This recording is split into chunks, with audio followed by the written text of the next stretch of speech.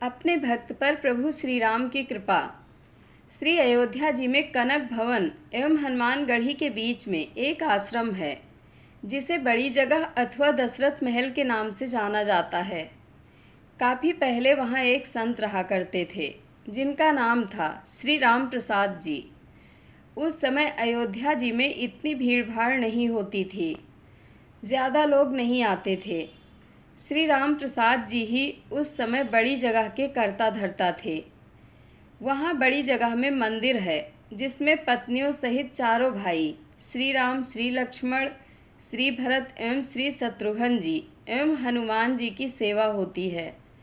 चूँकि सब के सब फक्कड़ संत थे तो नित्य मंदिर में जो भी थोड़ा बहुत चढ़ावा आता था उसी से मंदिर एवं आश्रम का खर्च चला करता था। प्रतिदिन मंदिर में आने वाला सारा चढ़ावा एक बनिए को, जिसका नाम था पलटू बनिया, भिजवाया जाता था। उसी धन से थोड़ा बहुत जो भी राशन आता था उसी का भोग प्रसाद बनकर भगवान को भोग लगता था और जो भी संत आश्रम में रहते थे वे खाते थे। एक बार प्रभु की ऐसी लीला हुई कि मंदिर में कुछ चढ़ावा आया ही नहीं। अब इन साधुओं के पास कुछ जोड़ा गांठा तो था नहीं, तो क्या किया जाए। कोई उपाय न देखकर श्री राम प्रसाद जी ने दो साधुओं को पलटू बनिया के पास भेज के कहलवाया कि भैया आज तो कुछ चढ़ावा आया नहीं है, अतः थोड़ा सा राशन उधार दे दो, कम से कम भगवान को भोग तो लग ही जाए। पलटू बनिया ने यह सब सुना तो उसने यह कहकर मना कर दिया कि मेरा और महंत जी का लेना देना तो नगद का है, मैं उधार में कुछ नहीं दे पाऊँगा। श्री राम प्रसाद जी को जब यह बात पता चला तो जैसी भगवान की इच्छा कहकर उन्होंने भगवान को उस दिन जल का ही भोग लगा दिया। सारे साधु भी जल पी के रह गए। प्रभु की ऐसी परीक्षा थी कि रात्रि में भी जल का ही भोग लगा और सारे साधु भी जल पीकर भूखे ही सोए। वहाँ मंदिर में नियम था कि शयन कराते समय भगवान को एक बड़ा सुंदर पीताम्बर उढ़ाया जाता था और शयन आरती के बाद श्री राम प्रसाद जी नित्य करीब 1 घंटा बैठकर भगवान को भजन सुनाते थे। पूरे दिन के भूखे राम प्रसाद जी बैठे भजन गाते रहे और नियम पूरा करके सोने चले गए। धीरे धीरे करके रात बीतने लगी। करीब आधी रात को पलटू बनिया के घर का दरवाज़ा किसी ने खटखटाया। वो बनिया घबरा गया कि इतनी रात को कौन आ गया। जब आवाज़ सुनी तो पता चला कि कुछ बच्चे दरवाजे पर शोर मचा रहे हैं। अरे पलटू पलटू सेठ, अरे दरवाज़ा खोल। उसने हड़बड़ा कर खींचते हुए दरवाज़ा खोला। सोचा कि ज़रूर ये बच्चे शरारत कर रहे होंगे, अभी इनको अच्छे से डांट लगाऊंगा। जब उसने दरवाज़ा खोला तो देखा कि 4 लड़के जिनकी अवस्था 12 वर्ष से भी कम की होगी एक पीताम्बर ओढ़कर खड़े हैं। वे चारों लड़के एक ही पीताम्बर ओढ़े थे। उनकी छवि इतनी मोहक, ऐसी लुभावनी थी कि न चाहते हुए भी पलटू का सारा क्रोध प्रेम में परिवर्तित हो गया और वह आश्चर्य से पूछने लगा, बच्चों तुम हो कौन और इतनी रात को क्यों शोर मचा रहे हो। बिना कुछ कहे बच्चे घर में घुस आए और बोले, हमें राम प्रसाद बाबा ने भेजा है। ये जो पीताम्बर हम ओढ़े हैं इसका कोना खोलो, इसमें 1600 रुपये हैं, निकालो और गिनो। ये वो समय था जब आना और पैसा चलता था। 1600 उस समय बहुत बड़ी रकम हुआ करती थी। जल्दी जल्दी पलटू ने उस पीताम्बर का कोना खोला तो उसमें सचमुच चांदी के 1600 सिक्के निकले। प्रश्न भरी दृष्टि से पलटू बनिया उन बच्चों को देखने लगा। तब बच्चों ने कहा, इन पैसों का राशन कल सुबह आश्रम भिजवा देना। अब पलटू बनिया को थोड़ी शर्म आई। हाय, आज मैंने राशन नहीं दिया, लगता है महंत जी नाराज़ हो गए हैं, इसलिए रात में ही इतने सारे पैसे भिजवा दिए। पश्चाताप, संकोच और प्रेम के साथ उसने हाथ जोड़कर कहा, बच्चों मेरी पूरी दुकान भी उठाकर मैं महंत जी को दे दूंगा तो भी ये पैसे ज़्यादा ही बैठेंगे, इतने मूल्य का सामान देते देते तो मुझे पता नहीं कितना समय लग जाएगा।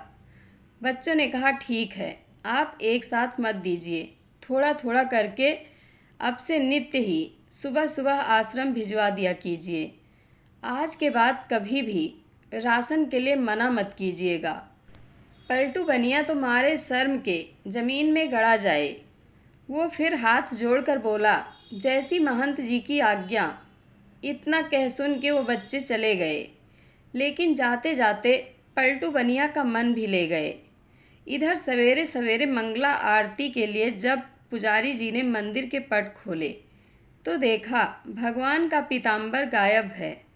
उन्होंने ये बात राम प्रसाद जी को बताई और सबको लगा कि कोई रात में पीताम्बर चुरा के ले गया। जब थोड़ा दिन चढ़ा तो गाड़ी में ढेर सारा सामान लदवा के कृतज्ञता के साथ हाथ जोड़े हुए पलटू बनिया आया और सीधा राम प्रसाद जी के चरणों में गिरकर क्षमा मांगने लगा। राम प्रसाद जी को तो कुछ पता ही नहीं था। वे पूछे, क्या हुआ? अरे किस बात की माफ़ी मांग रहा है? पर पलटू बनिया उठे ही ना और कहे, महाराज, रात में पैसे भिजवाने की क्या आवश्यकता थी? मैं कान पकड़ता हूँ, आज के बाद कभी भी राशन के लिए मना नहीं करूँगा। और ये रहा आपका पीताम्बर, वो बच्चे मेरे यहाँ ही छोड़ गए थे, बड़े प्यारे बच्चे थे। इतनी रात को बेचारे पैसे लेकर आ भी गए। आप बुरा ना माने तो मैं एक बार उन बालकों को फिर से देखना चाहता हूँ। जब राम प्रसाद जी ने वो पीताम्बर देखा तो पता चला कि ये तो हमारे मंदिर का ही है जो गायब हो गया था। अब वो पूछे कि ये तुम्हारे पास कैसे आया? तब उस बनिया ने रात वाली पूरी घटना सुनाई। अब तो राम प्रसाद जी भागे जल्दी से और सीधा जाकर भगवान के पैरों में पड़कर रोने लगे कि हे भक्तवत्सल, मेरे कारण आपको आधी रात में इतना कष्ट उठाना पड़ा और कष्ट उठाया सो उठाया। मैंने जीवन भर आपकी सेवा की, मुझे तो दर्शन ना हुआ और इस बनिए को आधी रात में दर्शन देने पहुंच गए। जब पलटू बनिया को पूरी बात पता चली तो उसका हृदय भी धक से होके रह गया कि जिन्हें मैं साधारण बालक समझ बैठा वो तो त्रिभुवन के नाथ थे। अरे मैं तो चरण भी ना छू पाया। अब तो वे दोनों ही लोग बैठकर रोए। इसके बाद कभी भी आश्रम में राशन की कमी नहीं हुई। आज तक वहाँ संत सेवा होती आ रही है। इस घटना के बाद ही पलटू बनिया को वैराग्य हो गया और यह पलटू बनिया ही बाद में श्री पलटू दास जी के नाम से विख्यात हुए। श्री रामदास जी की व्याकुलता उस दिन हर क्षण के साथ बढ़ती ही जाए और रात में शयन के समय जब वे भजन गाने बैठे तो मूर्छित होकर गिर गए।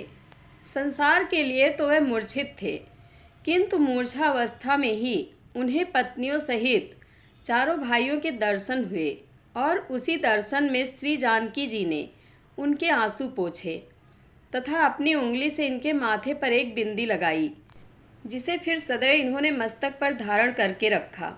उसी के बाद से इनके आश्रम में बिंदी वाले तिलक का प्रचलन हुआ। वास्तव में प्रभु चाहें तो ये अभाव, ये कष्ट भक्तों के जीवन में कभी ना आए, परंतु प्रभु जानबूझकर इन्हें भेजते हैं ताकि इन लीलाओं के माध्यम से ही जो अविश्वासी जीव हैं वह सतर्क हो जाएं, उनके हृदय में विश्वास उत्पन्न हो सके। जैसे प्रभु ने आकर उनके कष्ट का निवारण किया, ऐसे ही हमारा भी कर दें। जय श्री राम। कथा आप लोगों को कैसी लगती है कमेंट बॉक्स में अपनी राय अवश्य दें। धन्यवाद।